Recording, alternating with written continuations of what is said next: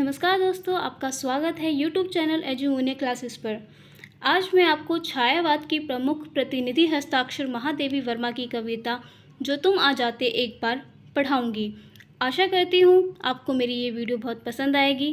तो चलिए शुरू करते हैं। जो तुम आ जाते एक बार कविता में कवयित्री ने प्रियतम से मिलने की उत्कट आकांक्षा को अभिव्यक्त किया है। स्त्री के जीवन में प्रियतम का कितना महत्व है और प्रियतम के बिना उसका जीवन कितना सूना है, यह भाव इस कविता में अभिव्यक्त हुआ है।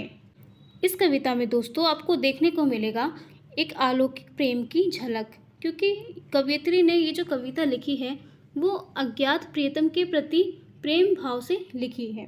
इस कविता में प्रतीक्षा की बेचैनी है और उस बेचैनी के बाद जो स्त्री जीवन जो है, क्योंकि वो प्रीतम के बिना एक तरह से उसके इंतज़ार की पीड़ा और इंतज़ार के बाद उसे पाने की कामना जो हर एक नायिका, हर एक प्रेमिका के जीवन में आप देख सकते हैं, सेम वही चीज़ जो है आपको इस कविता में भी नज़र आएगी। तो मुख्यतः ये जो कविता है प्रतीक्षा समर्पण के भाव के प्रति लिखी गई है कि इस कविता में प्रतीक्षा का भाव है, समर्पण का भाव है, ठीक है, आध्यात्मिक प्रेम का बखान है, अलौकिक और रहस्य भावना से परिपूर्ण है, जिसमें विरह की प्रधानता है। वैसे एक बात और जो मैं आपको बताना चाहती हूँ कि जो महादेवी वर्मा हैं उन्हें आधुनिक मीरा के नाम से भी जाना जाता है, ठीक है, इन्हें आधुनिक मीरा के नाम से भी जाना जाता है। और जो निराला थे वो इन्हें विशाल मंदिर की सरस्वती कहते थे, ठीक है। कहते हैं महादेवी वर्मा जो हैं उनका जो विवाह है वो बचपन में ही हो गया था, लेकिन वो आगे और पढ़ना चाहती थी, इसीलिए उन्होंने जो है अपना पारंपरिक जो जीवन था, उनका जो पारिवारिक जीवन था उसका उन्होंने वर्ण नहीं किया, वो ताउम्र अकेले ही रही, ठीक है। उनकी जो शादी हुई थी उन्होंने मतलब अपनी पूरी मंजूरी के साथ जो है अपने पति से जो है फिर वो अलग ही रहीं महादेवी वर्मा। कहते हैं कि इनकी कविता में रहस्यवाद का जो भाव है वो प्रत्यक्ष रूप से दिखलाई देता है, ठीक है। रहस्यवाद, आध्यात्मिक प्रेम, विरह, दुख, संवेदना, संवेदनशीलता, न केवल अपने जीवन की बल्कि दूसरों के जीवन की, ये सारे भाव जो हैं इनकी कविता में देखने को हमें मिलते हैं।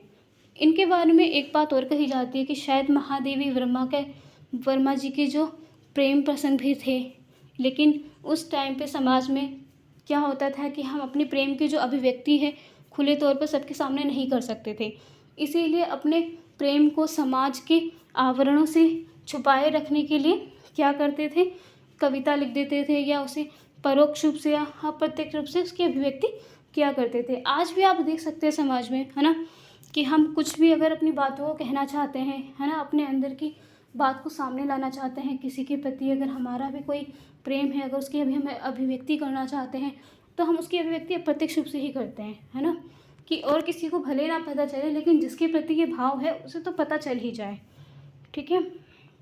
तो ये जो कविता है जो तुम आ जाते एक बार, तो इसमें जो तुम वर्ड है ना, इसमें जो तुम वर्ड है ये एक गोपन प्रेम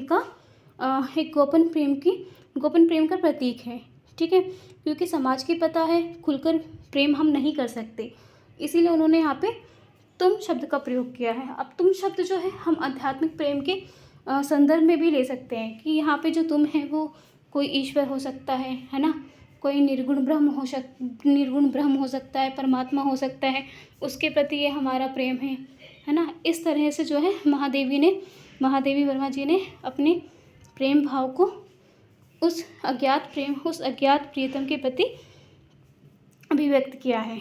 तो चलिए पढ़ते हैं हम कविता जो तुम आ जाते एक बार, ठीक है। जो तुम आ जाते एक बार, कितनी करुणा कितने संदेश पथ में बिछ जाते बन पराग। यानी कि होता है ना कि जब आपके जीवन में प्रेम का भाव है, आपका प्रेमी आपके पास नहीं है, लेकिन आप चाहते हैं कि हमारा जो प्रियतम है, जो प्रेमी है, वो हमारे जीवन में वापस आ जाए, तो हम कहते हैं कि अगर तुम एक बार आ जाते तो कितनी करुणा कितने संदेश, यानी कि जो मेरा प्रेम है तुम्हारे लिए और तुम्हारे अभाव के कारण जो भी मेरे हृदय में तुमसे कहने योग्य बातें हैं, जो मैं तुमसे सारी बातें कहना चाहती हूँ, है ना, वो सब पथ में बिछ जाते बन पराग। तो जिस पद से तुम आने वाले हो, तो वो सारा प्रेम, वो सारी करुणा, वो सारा संदेश तुम्हारे पथ में फूल बनकर बिछ जाते, है ना। यहाँ पे प्राग का मतलब है फूल, ठीक है। तो फूल बनकर वो तुम्हारे पथ में बिछ जाते। गाता प्राणों का तार तार, अनुराग भरा उन्माद राग। मतलब कि गाता प्राणों का तार तार, यानी कि जो तुम आ जाते एक बार, तो मेरे शरीर का जो रोम रोम है, मेरे शरीर का हर एक हिस्सा जो प्रेम से भरा हुआ है ना, वो खुशी से गीत गाता, खुशी से झूम जाता, जो तुम आ जाते बस एक बार। आंसू लेते वे पथ पकार, जो तुम आ जाते एक बार। यानी कि जो मेरे सारे आंसू हैं, ठीक है, जो मेरे आंसू हैं, वो पूरा रास्ता जो है, मतलब मेरे आंसुओं से वो पूरा रास्ता धुल जाता जिस पथ से तुम आते, है ना। वो पूरे पथ को मतलब पवित्र कर देती। जो मेरे आंसू हैं उस पूरे पथ को, उस पूरे रास्ते को पवित्र कर देती जिस रास्ते से तुम आते, है ना। हंस उठते पल में आर्द्र नयन, यानी कि जो तुम आ जाते बस एक बार, तो मेरे जो नयन हैं, जो गीले हैं, है ना, जो तुम्हारी वेदना में, तुम्हारे विरह में मेरे आँखों से जो आंसू गिरते रहते हैं, जो हर वक्त गीले रहते हैं, लेकिन जो तुम आ जाते एक बार, तो वो सब खिलखिलाकर हंस पड़ते, वो सब खुशी से झूम उठते।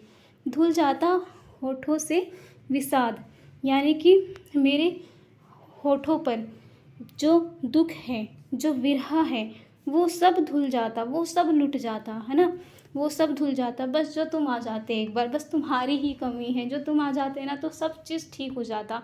कवियत्री ये कहना चाह रही है।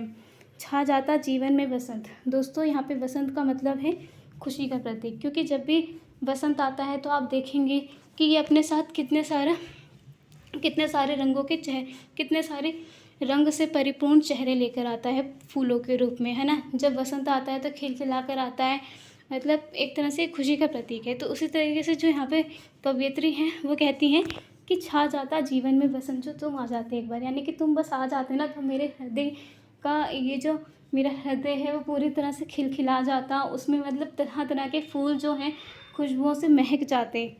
लुट जाता चिर संचित विराग, यानी कि और इतने समय से तुम्हारे अभाव के कारण, जो तुम नहीं हो मेरे पास, तो ये जो मेरा पूरा दुख सिमटा हुआ है ना, ये जो मेरा पूरा दुख इकट्ठा हो रखा है, विरह इकट्ठा हो रखा है, ये एक बार में ही लुट जाता, एक बार में ही सब कुछ ख़त्म हो जाता, बस जो तुम आ जाते एक बार।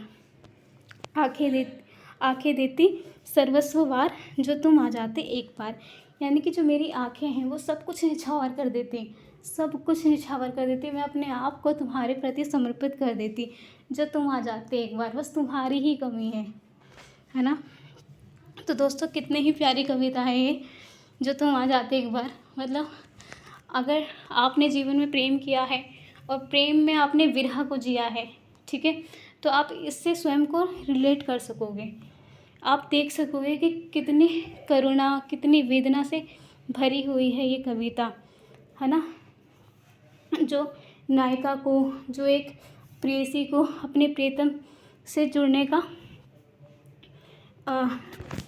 एक भाव है इसमें जो है दिखाई दे रहा है ना। तो आध्यात्मिक प्रेम की यह कविता, ठीक है, जो कि अज्ञात प्रियतम के प्रति है, लौकिक प्रेम। आशा करती हूँ आपको ये कविता बहुत पसंद आई होगी और इसके साथ ही आपको ये वीडियो भी बहुत पसंद आएगी, ठीक है। तो बहुत बहुत धन्यवाद आपका। आज की क्लास हम यहीं ख़त्म करते हैं। Thank you.